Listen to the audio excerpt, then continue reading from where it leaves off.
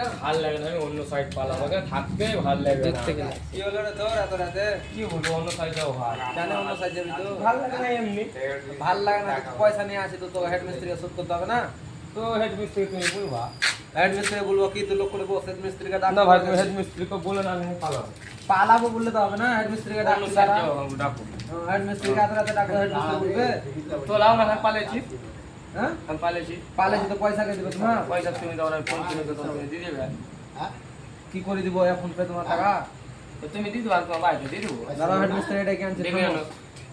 থামো হেড মিস্ত্রিকে ডেকে আনছি কাকা এই দেন সাইড পালেছে এই জানে জানে সাইড পালেছে কিসের লাগি ये लोग साइड के लिए चले ভাল লাগে না, অন্য সাইড যাও। তাই নাকি অন্য সাইডে গেলে পয়সা কে শোধ করবে? পয়সা রাখো। আমার কি আছে ভাল লাগে না।